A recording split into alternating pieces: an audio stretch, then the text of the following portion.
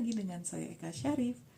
Hari ini aku ingin bercerita mengenai beberapa sisi dari corporate paradox yang kita bisa bilang the sweet spot between pain and progress. Let's talk about it. Untuk para middle up management, memang sering sekali menemukan situasi di mana rasanya, aduh aku frustasi banget deh, gue gak bisa lagi, gak kuat lagi ngadepin situasi seperti ini. Misalnya, salah satunya adalah meeting yang berkelanjutan. Meeting, ketemu meeting. Ngapain sih meeting melulu? Apa sih gunanya meeting? Nah, inilah rahasianya. Bagaimana kalian bisa memanfaatkan, menavigasi rasa frustasi tersebut dan menggunakannya untuk kepentingan kalian instead of avoiding it.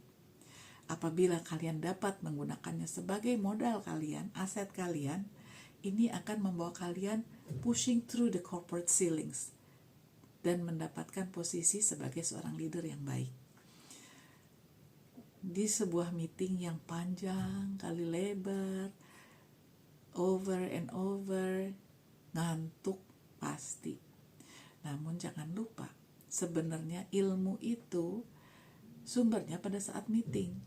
Kenapa? Apalagi kalau misalnya kita sedang meeting besar, misalnya sebuah holding company dan punya anak perusahaan di mana pada kesempatan itulah para direktur anak perusahaan bercerita mengeluhkan masalah mereka dan kemudian dibahas oleh direktur dari holding company beserta dengan komisarisnya.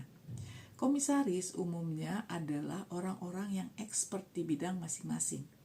Ada yang expertnya di bidang risk management, ada yang expertnya di bidang finance, ada yang di bidang legal, and so on and so forth. Pada saat meeting, mereka akan mengeluarkan ilmu-ilmu terbaik mereka.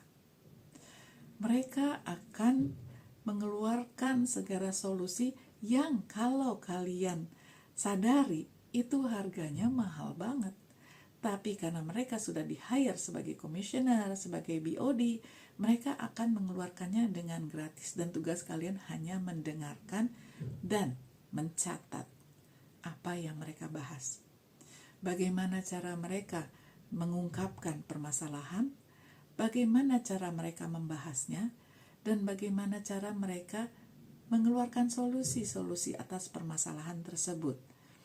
Disitulah kalian belajar bagaimana cara seorang pemimpin, seorang leader menjalankan sebuah perusahaan.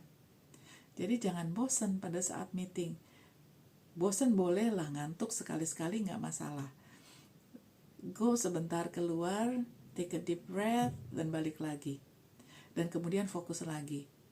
Karena disinilah sebenarnya tempat kalian belajar dengan gratis dan mendapatkan ilmu yang terbaik pada saat itu. Dan yang kedua, aku dimarahin melulu nih, bos gue labil.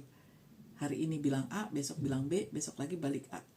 Sebenarnya ini adalah sebuah pattern yang harus kalian sadari bahwa bos juga manusia, they are human.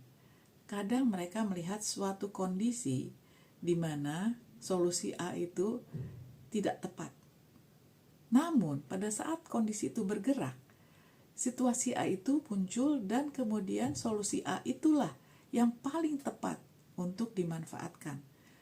Disinilah kalian harus jeli dalam melihat. Jadi pada saat kalian misalnya membuat sebuah deck dan kata bos kalian ini gak kepake, jangan sedih dulu. Karena mungkin it's not about you, but it's about the situation and the condition at the present. But in the future, mungkin apa yang sudah kalian research, yang sudah kalian tuangkan dalam deck, itu malah dicari dan akan dimanfaatkan. Jadi apabila hal itu terjadi, jangan marah, jangan frustasi, anggap aja itu adalah sebuah challenge dan gak salah juga karena kalian menjadi belajar pada saat kalian membuat deck tersebut. Dan mungkin saja bukan di project ini yang akan dimanfaatkan, namun di project selanjutnya. Jadi yang namanya ilmu itu selalu bergerak, tidak pernah dia berhenti. Dan misalnya pada saat dibutuhkan, kalian akan punya data yang sudah kalian kumpulkan. Jadi kalau bos kalian bilang, enggak, saya nggak mau pakai ini, Jangan dibuang dulu. Put it on what you call it, like graveyard or something. Taruh dulu aja di library kalian atau di laptop kalian, di notebook, whatever. Dan simpan dan kasih title sesuai dengan isinya. Jadi pada saat dibutuhkan kalian sudah punya data-data dan paling tinggal diupdate atau diupgrade data-data tersebut. Ya, jadi jangan marah dulu karena kalian belum sampai di titik di mana kalian mengerti situasi dan kondisi yang dialami oleh atasan kalian. Ya, ini hanya tips and tricks sederhana yang mungkin bisa membantu kalian untuk mengerti bagaimana hal-hal kecil dapat membantu kalian mendapatkan promotion dan posisi yang lebih baik in the future. Oke, cukup sekian untuk hari ini.